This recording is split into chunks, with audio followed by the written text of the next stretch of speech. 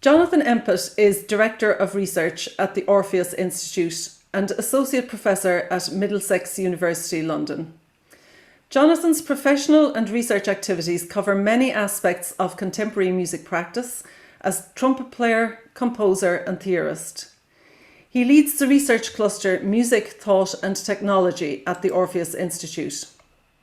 His research is concerned with the discourses and practices of contemporary musical creativity, particularly the nature of the contemporary technologically situated musical artefact. In the field of historical performance, he is a long-standing member of both the Orchestra of the 18th Century and the Amsterdam Baroque Orchestra. He is also a member of the experimental chamber ensemble Apartment House. As a soloist, he has given premieres of works by composers including Scelsi, Berio, Harvey and Finnessy.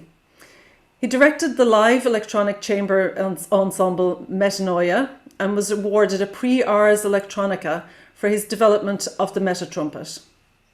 His compositions have been broadcast throughout Europe. As an improviser, he has played with musicians as diverse as Paul Dunmill and Amit Chaudhuri. Work in the space between composition and improvisation has led to continuous research in the areas of interactive systems and interfaces. The current Active Sound Space project uses A-life populations of wave models to create interactive works combining aspects of composition and sound art. A monograph on the music of Luigi Nono has recently been published by Routledge, and Jonathan is currently working on a project considering the nature of the contemporary musical object, the work without content. And we're delighted to have Jonathan with us today to present this guest lecture entitled Thinking Music Through Technology. Thank you, Jonathan. Thank you, Denise. That many words makes one feel very old, I must say. Either that or too busy. That's me pretty much. I've always been fascinated with how music is made, with why it's made, and for a while, working as a freelance musician, I felt a certain schizophrenia in terms of the kinds of things I was doing, the different kinds of things I was doing. Having given this some thought, I reconciled myself to the notion that actually this is normal musical behavior for our time. That actually finding a way of dealing with this range of contemporary music practices is a central issue for all of us. That's what we as musicians do. We situate ourselves in multiple networks of musical practices, of kinds of knowledge, of kinds of cultural context. And this self-identification, this sort of dynamic identity we have to generate for ourselves is one of the aspects of what here is known as artistic research. I'll just talk about that for a moment because it can be a little mystifying from the outside to understand what the Orpheus Institute does and how it works. So my plan is to talk for a moment about that. Then I'll talk about a slightly theoretical project we've been working on, and then a very practical one. So Orpheus.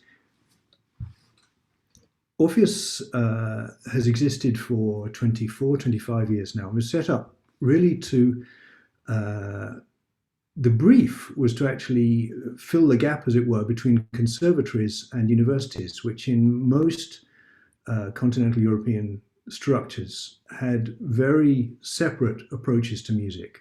Musicology and analysis on one hand, and preparation for the performance profession on the other.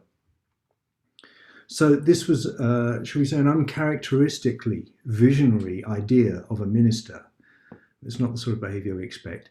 To see that there was actually an opportunity here to address a need with all sorts of cultural changes that have been going on. I'm director of research here. The last thing I do is direct research. I always say that my job is to prevent any kind of dogma or formula emerging for what artistic research might be. And of course, it's got all sorts of cognate relations in different, what I think of as different knowledge economies. In the UK, people are just undergoing the research excellence framework at the moment, causing people nightmares, and their research-led practice or practice-led research, or any combination you want to put in your lottery ticket, has value of different kinds. The point is that there's a more general movement. Here we think of it as research that can only be carried out by an artist. There are questions that only an artist can address through their work as an artist. So it's not musicology, it's not, shall we say, compositional development, it's not improving your technique. It's really trying to generate knowledge that can only be generated by artists through their art. But in order that it's more than just doing your thing for yourself, then there's an element of sharing this knowledge that I think is inherent in the notion of artistic research as we carry it out here. The knowledge produced has to be shared in some way, and how we think about sharing it, communicating it, with whom, why, and in what form becomes an integral component of the research itself. Now, of course, there's a potential contradiction here. That is, we're talking about knowledge that is generated through the artistry, through the work of an artist, through their experimental work, through the questions they pose themselves, and we're talking about sharing it. So there's a sort of doublethink involved in this process. Clearly, it's inherently transdisciplinary, I'd say. We're importing ideas the whole time. And I'll come on when I talk about the next topic to the notion of metaphor, but largely that's what we're talking about. We're talking about conceptual models, often imported from other areas of knowledge. And we see that in music in general. A lot of the major advances in music over the last, 2 or 3 generations, have been generated by the exploration of models that have their inception really in visual arts, in philosophy, in other disciplines, by and large not by pursuing questions that had already been voiced in the making of music itself. So we're seeing methodologies being imported from ethnography, from anthropology, from all sorts of different areas. The context for this move is really a change in the landscape of knowledge. The way knowledge has been understood has evolved dramatically over the last, half century, something like that. So we see a lot of reference to things like embodied knowledge, to the knowledge of craft, to situated knowledge, to cultural knowledge. And the objectivity of scientific knowledge itself is understood to require more context. So the days of the famous Two Cultures essay, for example, have really come to an end in that respect. These things are always, the kinds of knowledge we're dealing with, always require contextualizing. They always require qualifying. They have a conditional sense to them. And there's some very good work recently on the nature of scientific knowledge, for example, how this has evolved. There are all sorts of practical examples in the real world, the world we deal with every day, that already call these into question. Things like simulation, the role of simulation in our world, weather forecasting, the training of pilots, is all based on simulating things, or largely based on simulating things.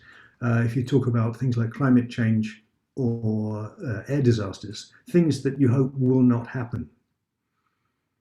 So simulation has become a major part of our knowledge map, our knowledge environment, our knowledge context. And we're dealing with unprovable knowledge in that respect. The new artificial intelligence deals with modes of generating knowledge that are very difficult to decompose, to analyze, to prove or disprove. Black box AI has returned with things like machine learning, deep knowledge, large data sets being analyzed in ways that we have no control over. And these are immensely useful, powerful tools, of course, but they transform what we understand to be objective and inverted commas knowledge. And educational institutions begin to challenge these, to acknowledge these changes, which is not a straightforward thing to do, as we see with the whole business of formulating what any kind of artistic doctorate might be, how you examine such a thing, how you evaluate the extent to which the knowledge that's produced is useful, can be shared, is communicable, while at the same time insisting that the knowledge somehow needs to be inherent in the work itself. So it's not a straightforward situation. We had a collaboration with CERN just outside Geneva a couple of years ago, which is really interesting. And you might think of this as the peak of objective, difficult science. And in fact, we found, of course, it was fascinating, and all this is true, but we found that actually the people with whom we had most in common were a group called the phenomenologists. The phenomenologists, basically, they work like composers. So on one hand, you have the theoretical physicists, the people dreaming up impossible worlds that may or may not be true, or may not be useful, or may not be provable. At the other end, you have things like data analysts, sensor designers, these sorts of people. And they're doing the experiments, which is very difficult. This is hard stuff that I can't begin to get a handle on. In between, somebody has to work out from these beautiful theories what on earth you can actually implement and prove and realize in a useful way. And this is kind of a creative challenge. This is like a compositional task. Coming up with beautiful aesthetic ideas is frankly not difficult. I always used to tell composition students that good ideas are cheap.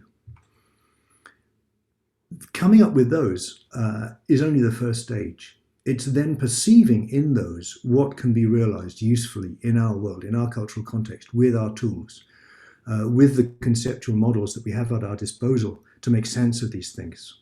There's no point in coming up with something that then can't be made sense of. So there was a lot to be learned there. Then the cultural landscape in which we produce this knowledge has changed vastly. We all have multiple identities now. I think few of us, there's a beautiful book by Amin Malouf on identity. He's talking about the French political scene, but the point is that all of us work with these multiple identities in different layers, in different networks that we inhabit perhaps at different times, that may even conflict in certain moments. This is true of cultural infrastructure as well. It's true of educational establishments. So, for example, the challenge of prioritizing European art music at a university is non-trivial. Why should that be at the center of any kind of music education, for example? The other side of that, which I'm sure we all experienced, is the need for mobility within the professional landscape. That is, becoming a musician is now, well, it's a way a more complicated thing, or perhaps we have to be more honest.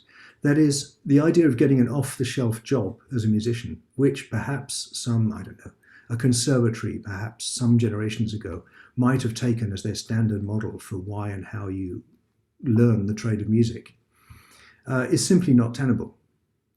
I mean, how many people are actually going to walk into a job in an orchestra, an opera house, or whatever? That's not the norm. It can happen.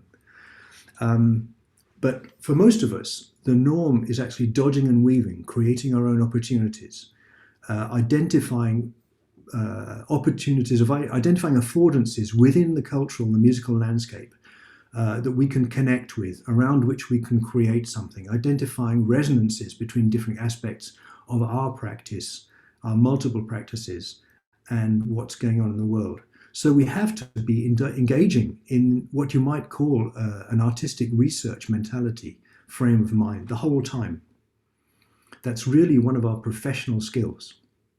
So this is a long-winded way of saying that the context for what we might highfalutinly call artistic research is now very rich. It's now a very crucial part of our equipment as musicians.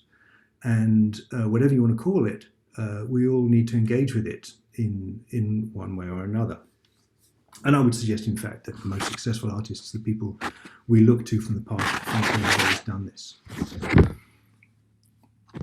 Now, I'm going to share my screen with you for a moment and talk about one of the research clusters. We have 6 research clusters here at Orpheus working in different areas.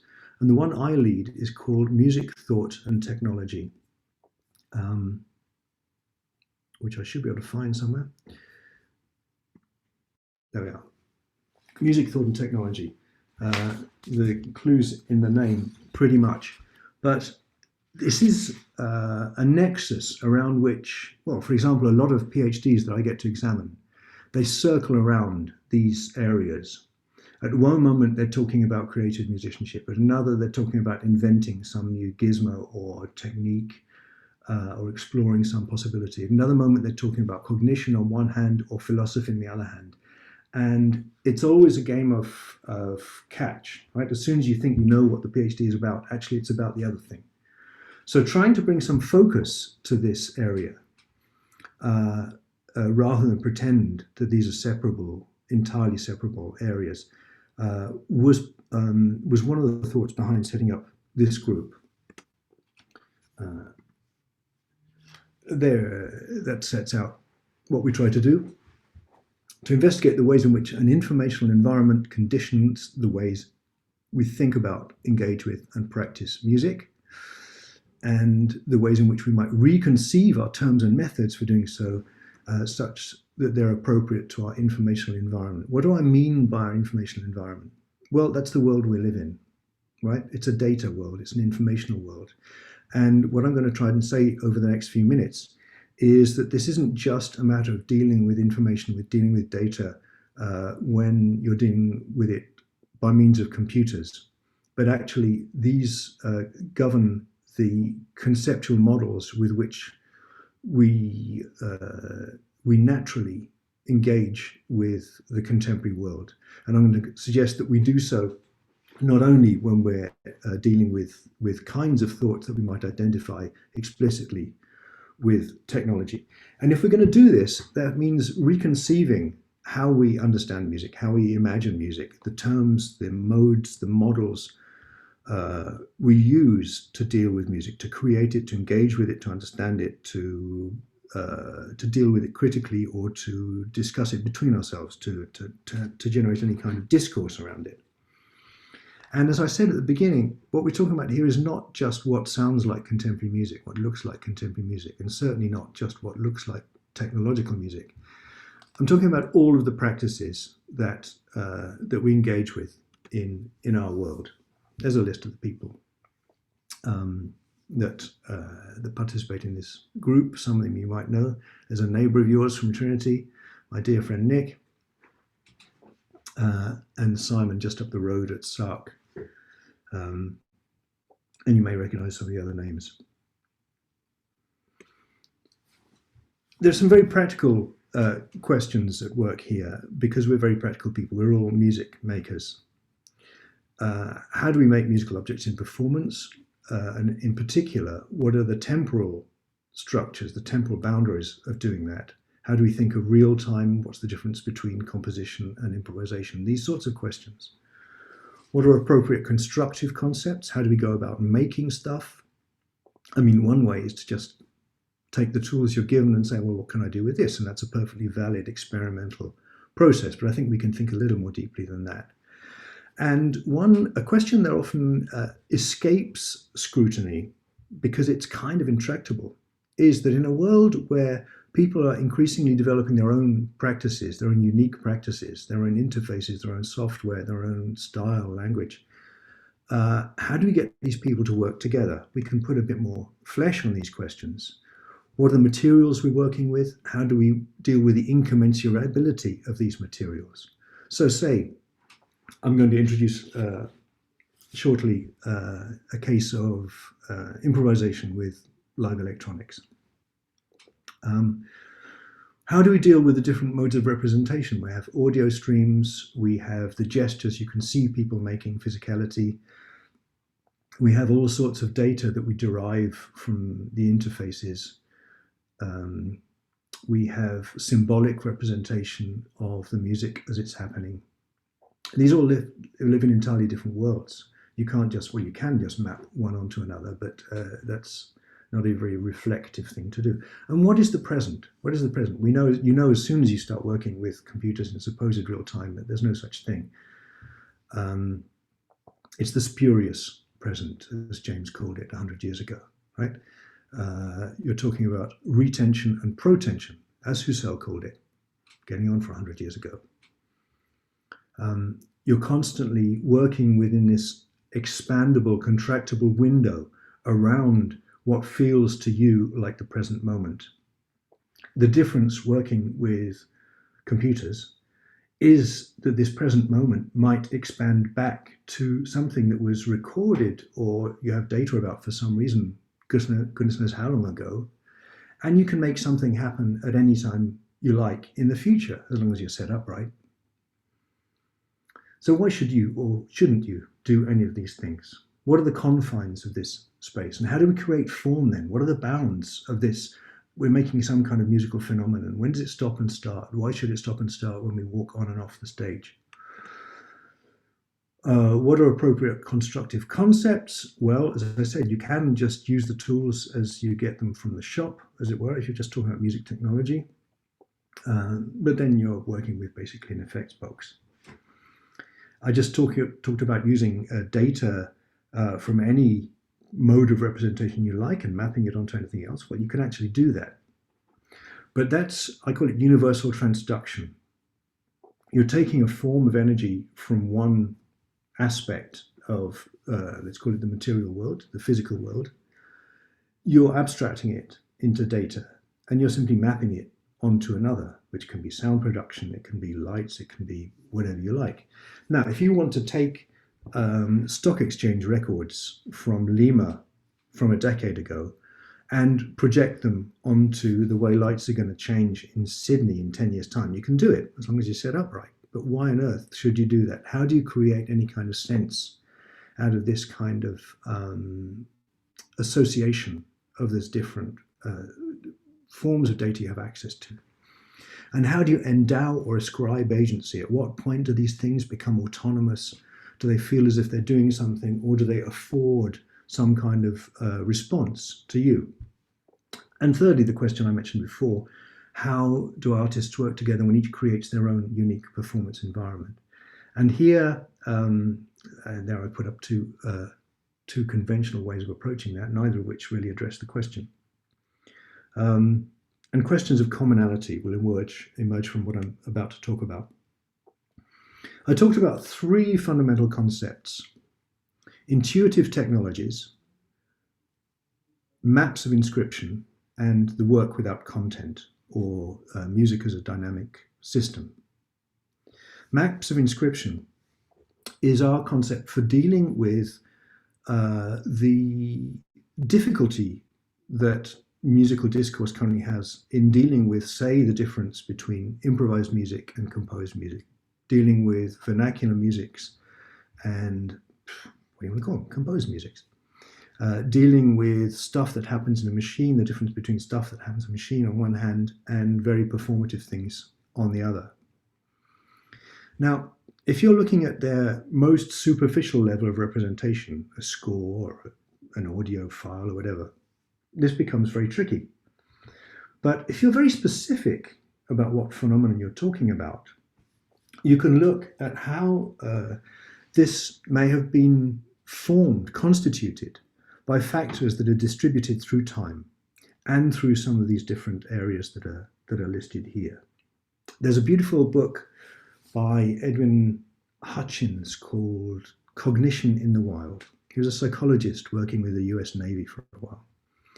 And the first scene of this book is they're on a US Navy carrier coming into San Diego Harbor. I don't know if you've ever seen one of these carriers. I saw one in Haifa once, but sheer coincidence. I was playing the Christmas Oratorio in Haifa already. That's pretty weird. But anyway, we looked down and there was the 6th Fleet in port. This carrier was basically the length of the horizon. So this thing's coming into port in San Diego and it loses all power. Nobody has any control over anything. no electricity, no backup, no steering, no nothing. How do you solve it? There's no one person, there's no one control system that can prevent this thing basically just crashing into the harbour. So he describes the ways in which, it's an exercise of course, he describes the ways in which this is resolved and the ways in which this enormously important common aggregate action is distributed through people, through social structures, ranks, people knowing their place, knowing practice within the Navy, through bits of technology, everything from very high-powered computers to compasses and protractors, to data storage devices. Again, everything from computers to charts, pieces of paper, through the technologies that operate the machine itself, through different sub-technologies that operate the electrical system, through people using physical signals to communicate from one end of the flight deck to the other. It's a fascinating read. Anyway, the point is that important human activities are by their nature distributed through all these things and distributed through them in time. So one way we might characterize a very particular musical phenomenon, say, I don't know, a solo set by Evan Parker on one hand, or the score of a Beethoven string quartet on the other, is we might look at the factors, the distribution of decision-making and re-inscription of mediation that leads to the production of this particular phenomenon. It does mean we have to be very particular, specific about the phenomenon, but this would give us a way of uniquely characterizing each of these phenomena and allowing us to talk about them together. And it's how we talk about things, how we talk about different kinds of musical activity together that led us to look at what we call intuitive technology. So the notion of intuitive technology suggests that our engagement with music happens on the basis of, we call it a second order intuitive technology. There's a whole bunch of theory about what an intuitive theory is, which we could go into, but that's another discussion. But the point is, it's a bunch of ideas derived from technology in the broadest sense and through mediated experience. So what might this technology mean? Well, we're not talking just about computers. We're not talking about just about machines. We're talking about human ways of doing stuff in the world, of operating on materials of any kind. Human ways of explaining or understanding or rationalizing what happens in the world. So astronomy is a technology from this perspective. And of course, it's dependent on technologies. So modern astronomy is heavily dependent on modern technologies. But what about pre-telescope astronomy, for example? What about the astrolabe? Well, yeah, that's absolutely a technology. That's a thing. So what about astrology from that point of view? Pretty soon, the distinction between technologies, once you start thinking of them like this, and ways of rationalizing, which frankly merge into belief systems, become very, very vague. My favorite limit case is saints, right? It's sheer coincidence that I'm saying this to a talk in Ireland. So if you are convinced utterly, it doesn't talk about belief, you're convinced for some reason, for some set of reasons, because somebody in authority has told you this, and because you've been pointed to certain historical instances and things may have happened within your hearsay that justify it. So I don't know much about saints. In Padua, in Italy, if you've lost something, you pray to San Antonio, right? Or if you want a boyfriend, actually, same one. I don't know why they're united, but there you go. I was talking about multiple skills. So in that respect, you might consider it a technology. That's my favorite limit case. Whereas clearly your computer and its associated software and everything like that is a technology. So it's a long list of things. But it's basically your ways of rationalizing what happens in the world, and that you can't rationalize what happens in the world, and that includes engagement with music, without some kind of repertoire of concepts and models that allows you to deal with what you're being confronted with, that allows you to understand it in some way. This gives you terms, it gives you models, it gives you processes and references. Why are we interested in looking at this? Because of the fragmentation of musical discourse, which I've just been talking about. So we have this highly diffuse, diverse set of musical practices that we all engage in, of music that we all participate in, engage with. But it's very difficult to speak of them in the same discussion. And there's another fracture there. There's a very important article by Georgina Bourne, I think 2010, and she points to the difficulty that very sophisticated views of music that are socially founded have in dealing with very sophisticated views of music that are founded in the material itself. It's very difficult for either of them to cross that boundary. So what we're proposing here is a way of understanding how we constitute musical concepts, the concepts by which we create music, by which we understand music, both consciously and informally. That is, when we're just someone listening to music, that would allow us to deal with that.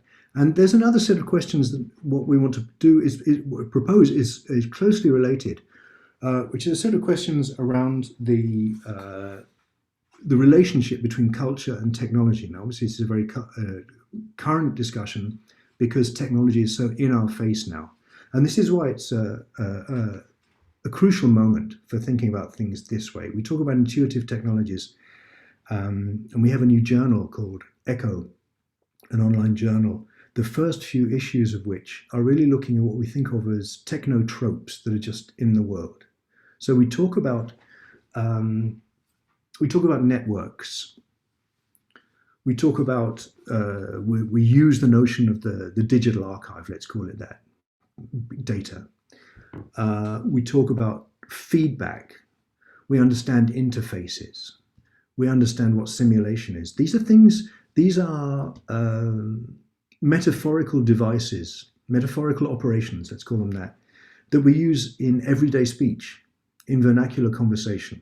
They're not just techno terms, nor do we don't have to pretend expertise in them in order to use them usefully.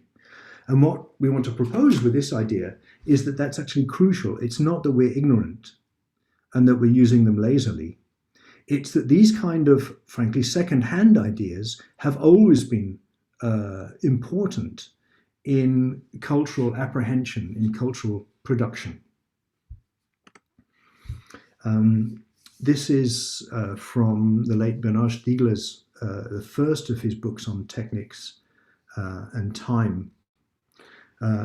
Two important points here, that modern techniques, let's just call it technology, nevertheless remains a mode of disclosure, a mode of knowledge, and constitutes what is most properly to be thought.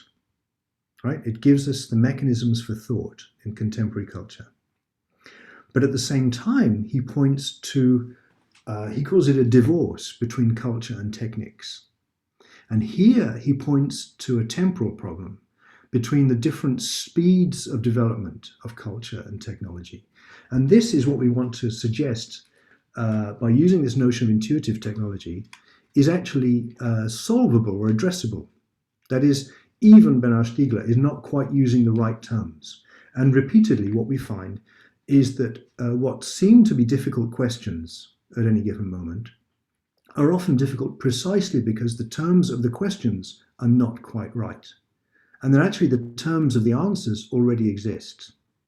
So it's a question, once new possibilities come into the world, new ways of thinking come into the world, new technologies, if you like, come into the world, what actually takes longer is for us to adapt the models of thought we use in order to see what they might do, to really take advantage and to progress with these things. that this, I was very relieved, frankly, to find this recently. So the whole question of technology, of course, and its relationship with society, there's a lot of writing from the time of the Industrial Revolution, needless to say. But that Marx made this point, the lower paragraph here, that technology reveals the active relation of man to nature, the direct process of the production of his life, and it thereby also lays bare the process of the production of the social relations of his life and of the mental conceptions that flow from these relations. This is a footnote somewhere in Capital, but a very perceptive one, I think. So time becomes the issue. And there are all sorts of views of how technological time works. There's a historian of economics, really, Carlota Perez. She talks about long temporal waves that, you know, things get invented and they get developed and they get accepted and they get assimilated and then something else comes along, and that we're just in a certain moment of that wave. The other extreme is someone like Bifo Berardi, who says, no, we're living in the time of what he calls the slow cancellation of the future, which is really, it's a state of emergency for him. Or Humbert Rosa calls this a moment of stasis. And what they both say is that, no, we're now at a stage where the speed of technology is so, the acceleration of technology is so great, and the amount of data, the stimulus we're faced with constantly, that we have to react with constantly, is so great that actually we can't move. That paradoxically, the cult of individualism, of us each having to deal with this individually, leaves no space for the formation of the individual, which, if you're an artist, is kind of problematic. So, how do we address that? Well, thankfully, there are answers to this. So we might look at Berardi himself. He looks to the self-organization of collective knowledge. Antonio Negri, and before you point it out, you might say, yeah, but this is a bunch of Marxists responding to the chaos of 2008 and the years immediately following that. Well, that's kind of true. He talks about the recognition of the common in contemporary artistic production. But you go back to Agamben, who's absolutely not of this bent, a decade earlier, and he talks about, it's a beautiful book called The Man Without Content, and he's addressing the death of art. And he says, well, no, art has gone through a phase, shall we say, a cycle. And what we've come back to is in a way a point zero. And what we have to do is acknowledge this point zero, that what we have in common is not a bunch of styles and languages and preferences and genres and practices. It's emptiness. And what art does, what the art instinct is about, is filling that emptiness. And it's the commonality of that process that we should look to, and that actually shows us the way forward. He calls it a poetic moment, that we recognize that humanity is, our common humanity, is in the process of creation in response to this degree zero of art, the common emptiness, and that recognizing this is actually the most important lesson of our current moment. And then Alain Badiou, he takes that up. He says the present ignorance has to be seen as the space of a possibility. We have to start from the ignorance of the general intellect. The force of the collective intelligence is boundless. And I haven't got time to look at them now, but I recommend you look at Badiou's axioms for an affirmative aesthetics. If you're ever short of inspiration, if you're ever thinking, how can I re-find my faith in myself as an artist or in art in general, look for his axioms for an affirmative aesthetics. I might see if I can find them when we're talking afterwards, but they're quite beautiful. And they are grounded in commonality, in acknowledging the non-existence of any common positive ground, of our common ignorance, as Badiou calls it. Okay, so what we're suggesting here is that among all of these different languages that you were dealing in, this plurality of musical practices, that we have this common informal repertory of operators that we see as predictive or sense-making. That there is a technicity in music that is inherent to music. That is, if you're going to engage with music beyond, I think of it as the hook and the groove, right? So you've got echoic memory, that'll give you a few notes, or you can what is it, 7 plus or minus 2 or something, you know, how many things you can bear in mind at the same time. And you've got a sort of muscle memory that within human ballistics you can kind of replicate. So that gives you a hook, it gives you a groove. As soon as you construct anything that's more complicated than that, you've got to make technical decisions. And in listening to music, you apprehend these technical decisions. There are all sorts of accounts of other disciplines, other areas of thought in this respect. Thought itself, Andy Clark's books, of course, you know, then in fact the computer becomes the model for the brain, although the notion of mind goes way beyond that, of course. Of language, Jack Goody, a wonderful anthropologist, already in the 70s, he called language the technology of the intellect. Of writing, the business of writing, in many ways, it's often been studied as a technology. Mathematics, science itself, Gilbert Châtelet, his wonderful books from the 90s on the technologies of science. Metaphor itself, Châtelet proposes, is a technology. And art. I don't know if you know Alva Noé's book, Strange Tools, from a few years ago. Wonderful book, I think. In a way, its strength is its innocence. That is, his prime work is not as an artist, but he has a strong aesthetic sense. And he talks about this. Art is not a technological practice any more than choreography is a way of dancing. But art presupposes technology and can be understood only against that background. And technologies are natural for us. That comes back to, that's Marx, right? That's the quote we looked at earlier. So you could look at music in all sorts of ways from this perspective. You could imagine a history of music. You could imagine, look at how composition changed with the Ars Nova, with the introduction of mensural notation, of thinking of rhythm in terms of ticks rather than just what is shorter, what is longer, and meter, right? It's no accident that that was dreamed up in the same cities, in the same decade as a clock that moves in ticks, the escapement action. You could think of Rameau's theory of harmony and the standardization of the new world of natural sciences around that time. Look at the effect of paper production through the 18th century. By Bach, we have basically no sketches. Beethoven could use paper the way we use an external hard drive, jot something down in case it might come handy one day. Why? Because paper, white paper, became much cheaper through the 18th century. Massive influence. Look at the influence of seeing the Industrial Revolution in England on Haydn, how it changes his thinking, the thoughts he brings back to Vienna. Look at the notion of phonographic listening on Mahler. Mahler, an antenna, right, saying he could only write parody. He couldn't compose. He could only parody what he was hearing. He became a phonographic composer. Of course, we don't have recordings by him, but he lived in a world where recording was becoming the norm.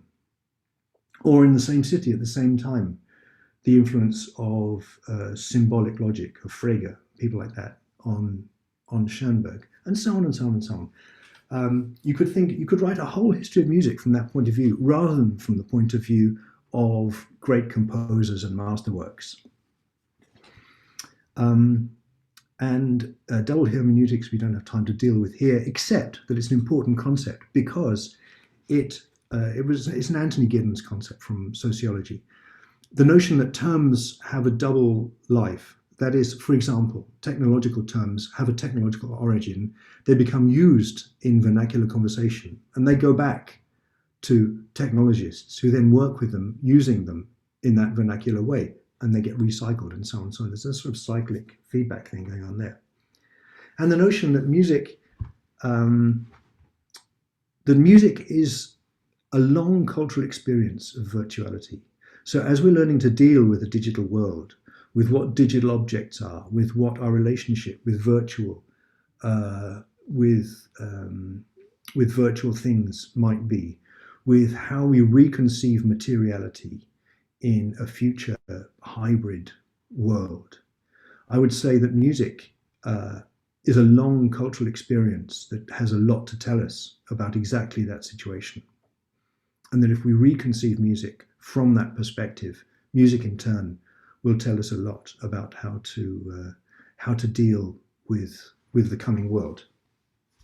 That's pretty much what I had to say about the Intuitive Technologies project. I was going to show you some of our practical outcomes, but I think we're a bit short of time, so I'll defer to Denise's decision making here. Well, we still have 10 minutes or so for some questions and discussion. So if there's something else that you would like to say before you finish up, I think we have a few minutes for that. Well, okay. We've got one of the practical projects we're dealing with at the moment. It's called 3 States of Wax. The initial performers, as you can see, are a trumpet player and a guitarist. Those are recent pictures of us. We are dealing with music as a complex dynamical system, which I won't explain now, except that it's an important approach to what a musical object might be, in that it's reconstituted every time. It has certain properties of its that you might regard as autonomous, as internal to it, but it's reconstituting itself constantly in a situation, in interaction with the world. And different systems have different amounts of interaction with the world over different timescales. We get the notion of 3 states of wax from an early work by Michel Serres, who's a wonderful philosopher of science. But through his work, the main metaphors are from the sea, because he began as a sailor, and from music. And there's an excellent book on music by him, one of the last books he wrote before he died, I think 2010, is an excellent book, which is very perceptive, a very perceptive way of explaining music. Michel Serres, I really recommend that to you very highly. He talks about what are the objects, he asks himself, what are the objects of study in science, in physics particularly? Actual objects, material objects. He goes back to Descartes' thought experiment of a piece of wax, which can constantly be changing into something else. You can smell it, but if you burn it, you lose some of its properties and so on. So what on earth is it? Descartes says, well, it's just in your head, really. Serres says, well, no, not really. You can think of this ultimately for our world. Any object is a nexus of information. It carries information about its origins, about its production, about how it might be used, about its properties. And crucially, every interaction with this thing adds to its information. There's no such thing as a sort of innocent interrogation of it. You have anything to do with it, you want to know anything about it, you're adding to its history. And you can think of this from many perspectives. That's the way a lot of databases work in the digital humanities, that you're constantly adding knowledge maps to some kind of basic resource. Well, this is how we think of information, of objects within our new 3 States of Wax project. Luciano Floridi, I recommend to you also.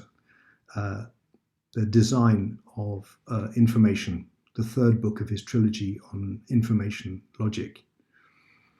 Designing philosophy in the age of information. So we're using his design approach. He says you have to design, he's talking about philosophy, but philosophy in his case becomes a placeholder for anything. The philosophy, if you like, becomes a human activity in its most abstract form. And music's, it's pretty abstract, so we're really not far away. He takes design principles into that. And he says creation comes back to artistic research, in essence. Creation is part of knowledge production. It's part of how you design knowledge production in an informational age. You don't do it by mimesis, by imitating something and then analyzing it. You do it by creating something new. So I'll just play you the beginning of a 3 states of wax performance. I'm going to play you the opening because it's just where we set up some material. I'm going to play the middle because you hear the history of this information coming back, and the end because you hear form in form.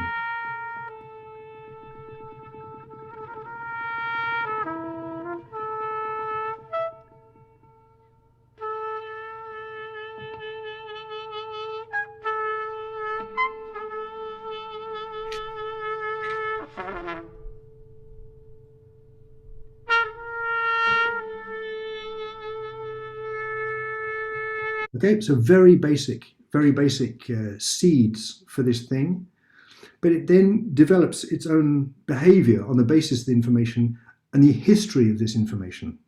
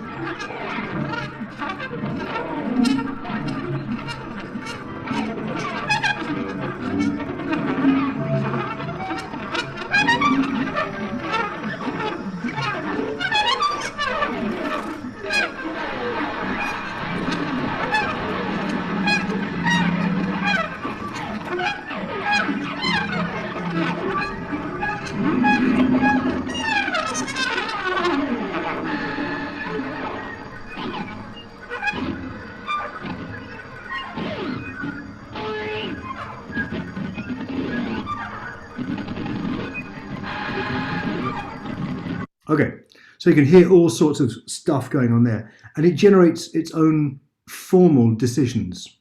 Let's find something towards the end where you might hear that happening.